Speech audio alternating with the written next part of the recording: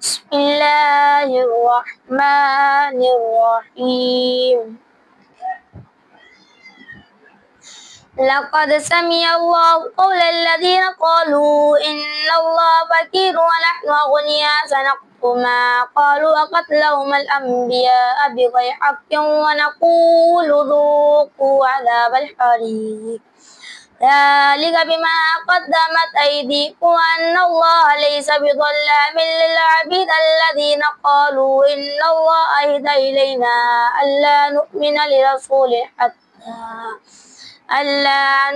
لرسول حتى يأتينا بقربان تأكله النار قل قد جاءكم رسل من قبلي بالبينات وبالذي قلتم فلما قتلتموهم إن كنتم صادقين فإن كذبوك فقد كذب رسل من قبلك جاءوا بالبينات والزبر والكتاب المنير كل نفس ذائقة الموت وإنما توفون أجوركم يوم القيامة فما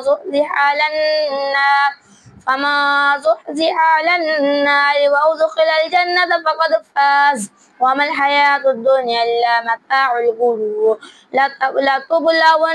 في أموالكم وأنفسكم ولتسمعن من الذين أوتوا الكتاب من قبلكم ومن الذين أشركوا أذى كثيرا وإن تصبروا وتتقوا فإن ذلك من عزم الأمور وإذ أخذ الله ميثاق الذين أوتوا الكتاب لتبيننه للناس ولا تكتمونه فنبذوه وراء ظهورهم واشتروا به ثمنا قليلا فبئس ما يشترون لا تحسبن الذين يفرحون بما أتوا ويحبون أن يحمدوا بما لم يفعلوا فلا تحسبنهم بمفازة من العذاب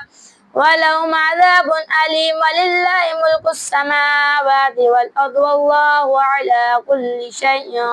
قدير صدق الله العظيم.